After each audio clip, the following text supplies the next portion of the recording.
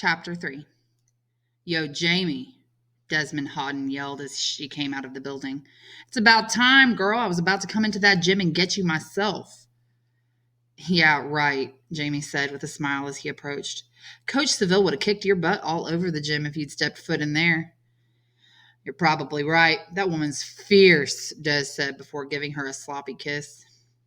Jamie had been seeing Des all summer. He was the nicest boy she had ever hung out with, even though Darcy thought they kissed too much. So what, Jamie figured. Darcy wasn't mom, and Jamie wasn't about to let her sister tell her how to be with boys. Forget that.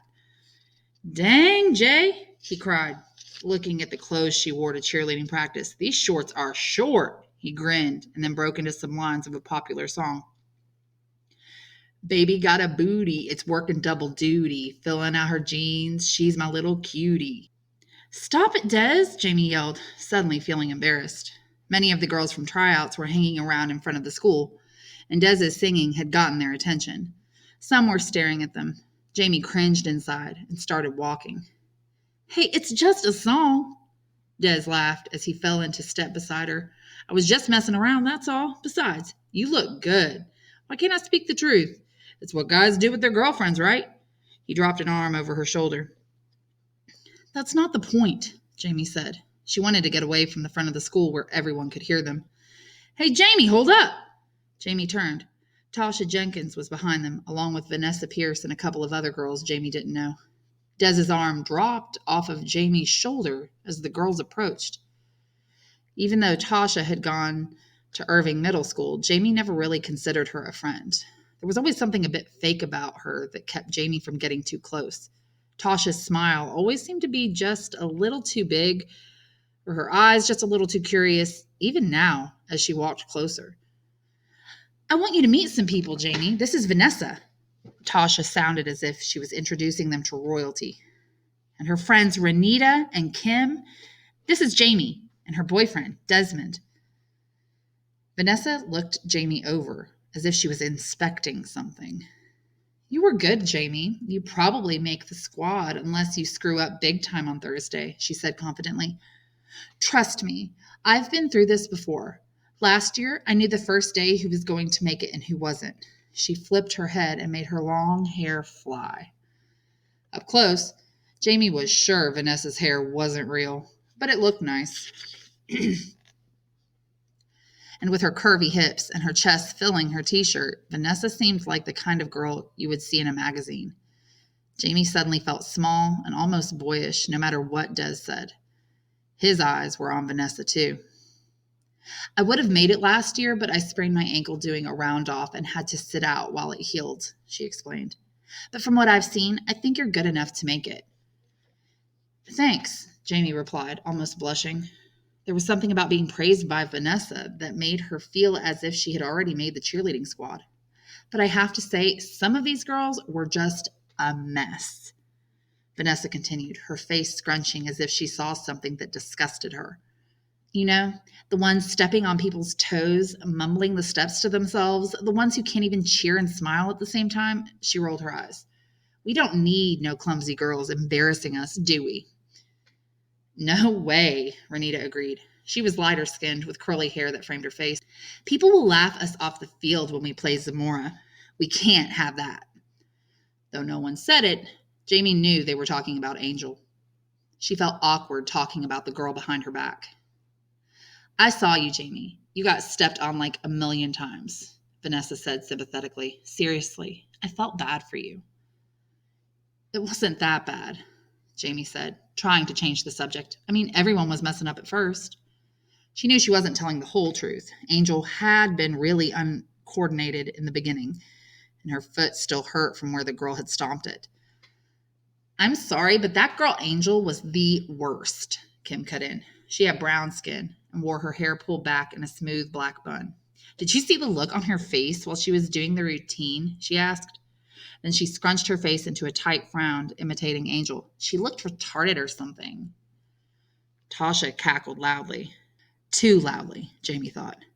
That's funny, she cried, slapping her hands. Retarded. That's exactly what she looked like. Tasha crossed her eyes and twisted her lips, making her face distorted and ugly. Go Bluford, she yelled, her voice loud and unnatural, mocking the way Angel yelled out during practice. The older girls laughed, and Tasha beamed with pride. Des didn't say anything. Jamie knew he didn't like that kind of talk either, but his eyes were fixed on Vanessa's T-shirt. Speak of the devil, Renita muttered, cocking her head. Jamie turned, along with the rest of the girls, to see Angel walking along the sidewalk alone with her head down and a heavy-looking backpack on her shoulders. She still looks retarded, if you ask me, mumbled Kim. The rest of the girls chuckled. Angel seemed to hear the laughter. She looked up and noticed the girls watching her. Immediately, her eyes locked on her feet as if some invisible chain held them down.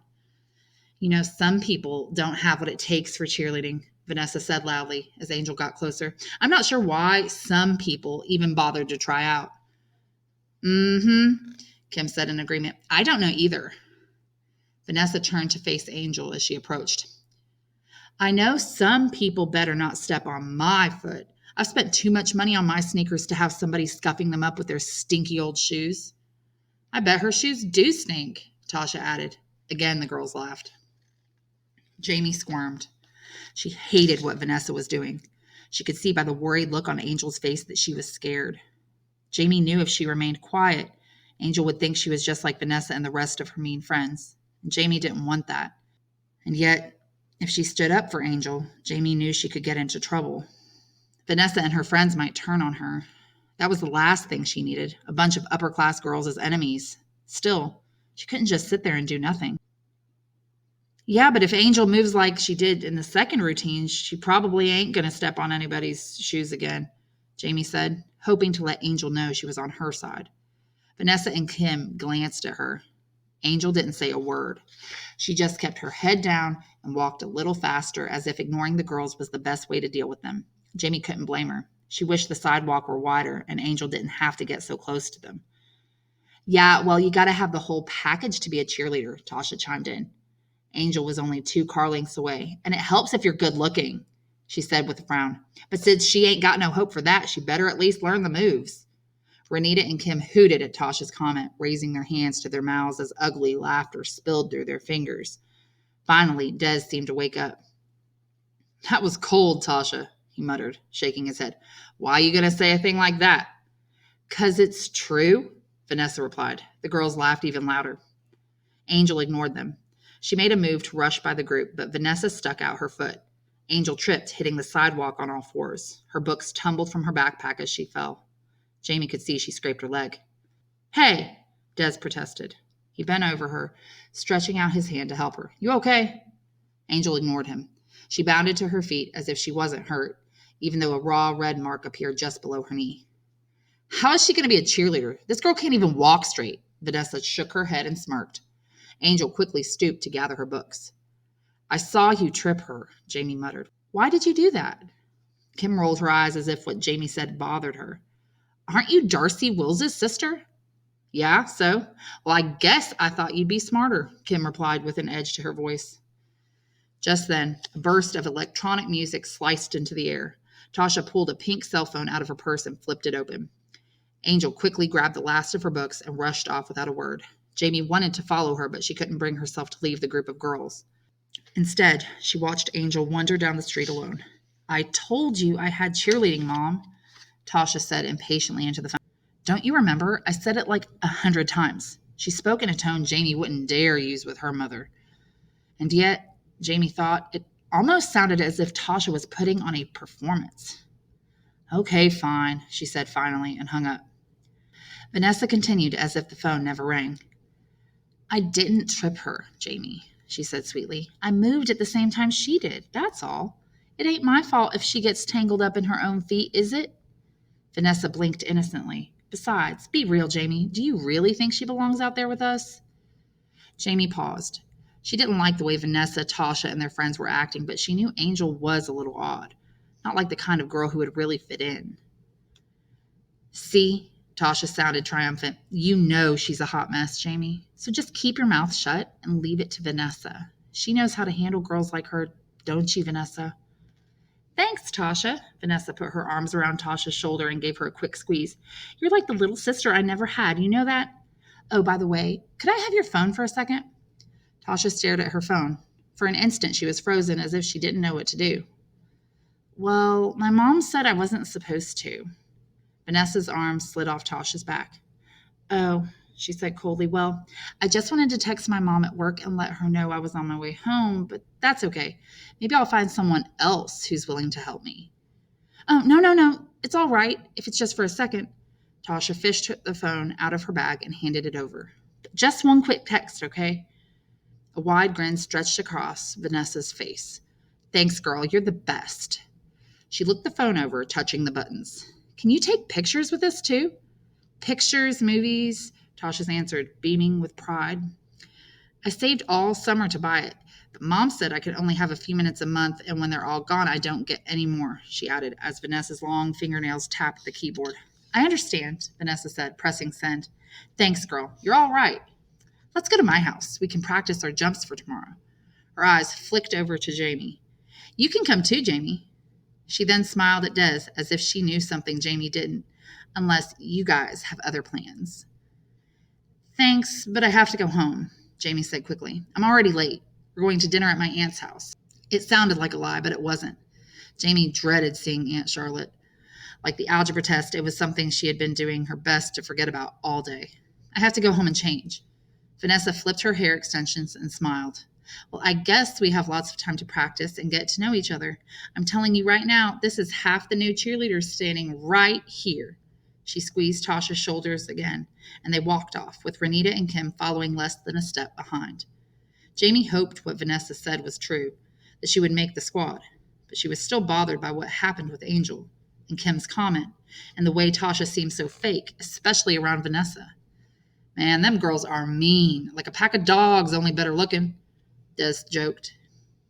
Yeah, I noticed you couldn't keep your eyes off Vanessa. Maybe you're a dog, too. Come on, Jay, my eyes were on you most of the time, but you didn't notice, he said defensively. Hey, Cooper said he'd treat for pizza tomorrow after school. Want to come? Jamie hesitated. She knew Darcy would probably be there, too, since she was best friends with Cooper and his girlfriend, Tara. The last thing Jamie wanted to do was hang out with her sister when she didn't have to. I got cheerleading, Des. I don't know. So come late, he interrupted. All right, maybe after practice. Cool. Des looked over his shoulder, then leaned in and gave Jamie a long, lingering kiss on the lips that left her a little breathless. Tomorrow, he said, don't forget. You're late, Darcy barked as soon as Jamie walked in the door. You're not my mother, Darcy, Jamie snapped. You're only 2 years older than me. I don't know why you think you can talk to me like you're my boss or something. Jamie slapped her books on the kitchen chair, grabbed a glass, and filled it with water. After 2 weeks of hearing each teacher at Bluford tell her she was dumber than Darcy, the last thing Jamie wanted was a lecture from her. Darcy frowned. Well, everyone else is almost ready, and you know how important this is to Mom. I know, Darcy. I don't need you to tell me, okay? Then why are you so late?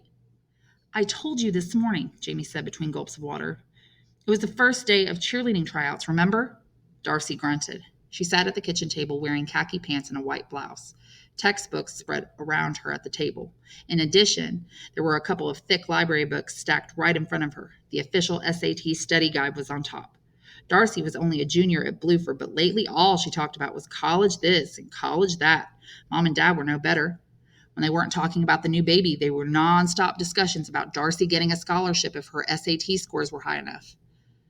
She's only a junior, Jamie wanted to scream each time the subject came up. And it's only September. Why is everybody rushing everything? Last week, Jamie mentioned it to her sister, and Darcy snapped. Just because you blow off school doesn't mean I'm going to, Darcy yelled. Mom jumped in on Darcy's side. Jamie rolled her eyes at them. She was still angry that they ganged up on her. So how were the tryouts? Darcy mumbled as she flipped through the SAT book. Fine, Jamie muttered. She would have liked to tell her about how hard the step routine was or what had gone down with Vanessa and Tasha and that odd girl, Angel. But she could see Darcy wasn't interested. Her eyes were focused on the page in front of her. Is Dad here yet? Jamie asked. Dad had struggled to find work since Mom announced she was pregnant. Recently, he took a new day job as a customer service representative for the cable company. At night, he was a cab driver. Most evenings, he barely had enough time to eat dinner before he headed out to work again. Darcy nodded. He and Mom are getting ready. You really should hurry up and get changed. If we're late to Aunt Charlotte's because of you, Mom's going to get upset, and you remember what her doctor said. Jamie? Mom's angry voice cut Darcy off. She stood in the hallway in a blue dress stretched tight around her pregnant belly. Why aren't you ready? We're supposed to be at Charlotte's in half an hour. I told you, Darcy mumbled under her breath. I can get ready in 5 minutes, Mom, Jamie said, moving toward her room. Mom had been tired and irritable for weeks. Last month, she was so exhausted that her back had given out one night at work at the hospital. Her doctors explained that the pregnancy and the long hours as an ER nurse were too much for her 40-year-old body. The family had talked about it and agreed to help out more so Mom wouldn't be so stressed. But then Aunt Charlotte called and invited the family to dinner. Jamie thought it was a bad idea from the start. Mom always seemed tense around her sister, and Jamie couldn't stand to go to her house since a fight they had there last year. Yet for some reason, Mom agreed to go. You were supposed to be home by 4:30, her mother fussed as Jamie walked down the hallway. What were you doing all that time? Cheerleading tryouts, Jamie cried. I told you yesterday, remember? She was used to repeating herself. No one in the house seemed to listen to a word she said. Her mother took a deep breath. I told you, I'm not sure about you cheering right now, Jamie, she grumbled. You barely made it out of 8th grade, and that counselor said you need to pay attention to your schoolwork. Yeah, I know what he said, Jamie grumbled, thinking of Mrs. Gessner and the crumpled test somewhere in the bottom of her backpack. She didn't know how she would ever get her parents to sign it. Since I'm late, maybe you should go on without me, she offered. Aunt Charlotte hates me anyway.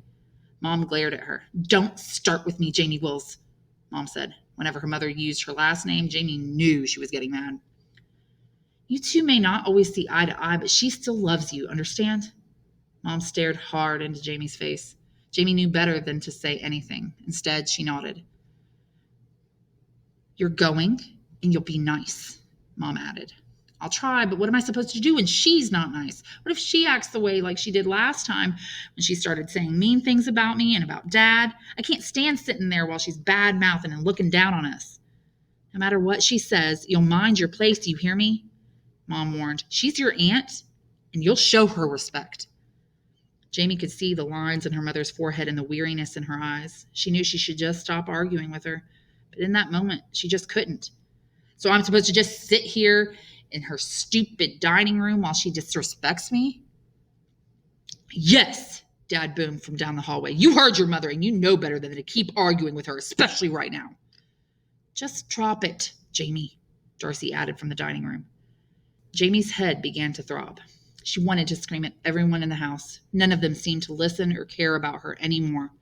Everything was focused on the baby, or Mom's health, or Darcy's SAT scores. Nothing else mattered. For an instant, Jamie could feel angry tears in her eyes. Mom seemed to notice them. Please, Jamie, she said calmly, just go and get ready.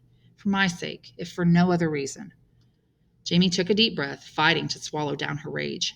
Fine, she said sullenly. She grabbed her backpack and hurried to her room, slamming the door.